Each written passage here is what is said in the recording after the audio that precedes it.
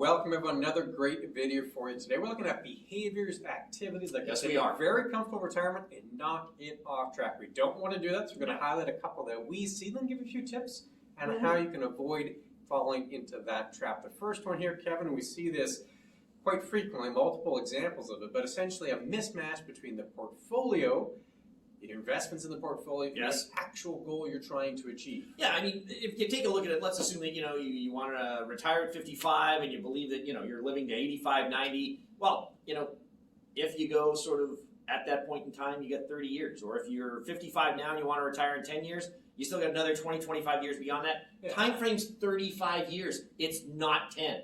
It's not 55 to 65. It's 35 years. But what you find is that a lot of people are going to get that, okay, well, I can invest this way till I'm 65, then got to be stuck. Yeah. I can't do anything anymore. I got to go safe because I need that money. That's not really realistic. You get to retirement, you check it off the list, and that's it. I'm retired. I'm done. It doesn't grow anymore after that. If I'm 55, I want to retire at 65, and like you said, you might live to 85, 90, so it's a long window there, but I might only think about it in a 10-year chunk. 55 today, retire at 65. I only got 10 years.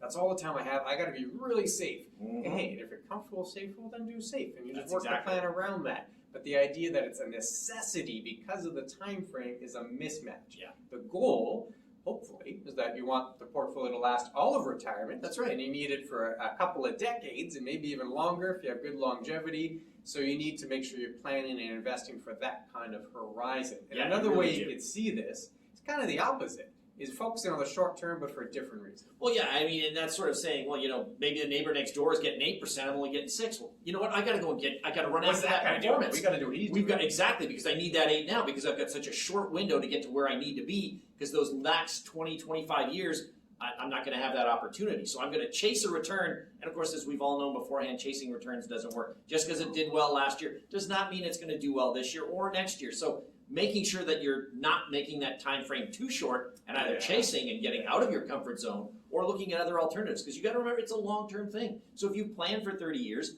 5 to 10 years down the road, it really hasn't changed much because you still got that 25 years left to go. So shortening your time frame and or chasing returns as opposed to getting conservative. Yes, it's the goal of the portfolio. We always got to keep that in mind. And if it is retirement, it's over the multiple decades of retirement. We got to make sure we have our actual portfolio matching that goal. And of course, our understanding of the time frame could change our perception of the risk. We gave two examples: one that leads you to lower risk, one that leads you to higher risk. Both could end up knocking you off track. So you got to have a plan. That is exactly why we have a plan. Another behavior. And this is a big one because it's kind of a cornerstone of a retirement plan. To answer the question, am I on track? Am I doing well? We need to know how much you're going to spend, and then we'll do the forecast to make sure it lines up. So realistic budget is a key piece. Yeah, I mean, that's something I don't think a lot of people say. They go, well, you know what, I've done this and this and this. I spent this money now. But, in retirement, I only need half of what I'm making now. I'm not going to have to worry about this or have to worry about that. Well, everybody seems to have that sort of plan, but reality is that those first few years, you may be doing the same things. You're still mobile, you can go out, you can have dinners, you can take your trips here and there, but, maybe I planned for Mexico for 2 years, but it was so good. Well, year 3, 4, 5, I have to do it as well, and now all of a sudden that budget I had is shot to hell. I can't utilize it. It's a big problem going forward.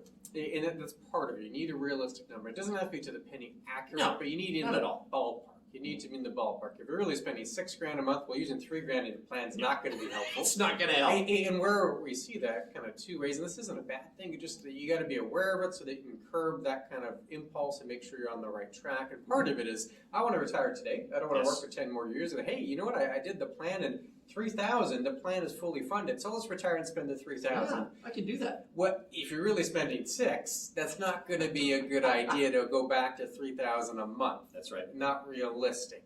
No. I get the driving force to retire today, and then another example is what you just said, right? So, well, maybe I can't go to Mexico every single year because we add that expense in. You know what? The budget gets too big and we don't have the funds to handle it. We do the projections. But if we just go to Mexico the first 2 years, it works out perfectly fine. And then in year 3, you know what? Mexico's looking pretty good. Exactly. Maybe we'll just keep going there and the budget gets stretched, right? So that's lots of ways you can handle it. No one likes doing budgeting, but you need a realistic ballpark Well, you do, for right? it to make sense. That's the main thing, right? Like cutting back to half your expenses. No, you don't really want to do that. You want to do what you want to do in retirement. Make sure that you're planning that way, because living in retirement just to subsist is not what your plan is to begin with. So let's make sure that we put a realistic number in front of you. Yeah, so we covered two. We had a couple of branches from each thing. There was the portfolio goal mismatch. It's the spending piece, essentially making sure that number is realistic. Another one, and we've talked about this in the past, it's understanding life expectancy. Yes. Our tip, assume you live a long life. 94, 96, 10 to what we do. 94 for men, 96 for women. We do the projections. What you don't want to see is, hey, I'm 55, I'll retire at 65.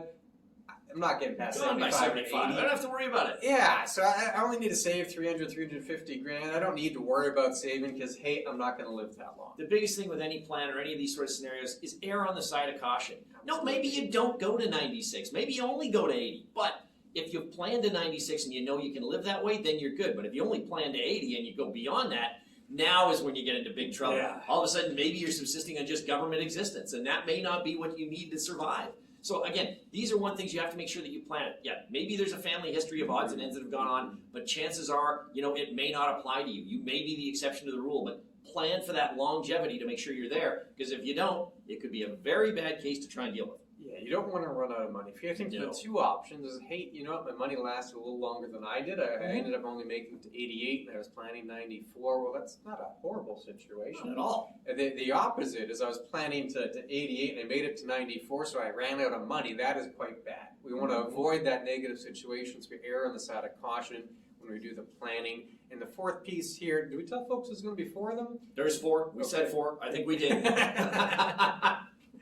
The fourth one is a reliance on inheritance. That's a behavior that could definitely knock a comfortable retirement off track. Yeah, I mean, if you're sitting there and you're saying, well, I don't want to save now, I know my parents have done well, and there's enough money that they have, I'm going to get it all by the time it comes. Well, you may not. I mean, you can't plan for that. If that is your retirement goal, is to say, I'm going to get the inheritance, that's how I'm going to retire, you might as well buy the lottery ticket today. You have the same sort of chance, right? Maybe I'm going to win the lottery and I'm going to get it done that way. But no, I mean, you can't rely on that. There are a variety of things that come up. Your parents live longer than they planned, and they're getting it. Or maybe there's a health scare or something, and that eats away because of all the healthcare costs that they have to deal with.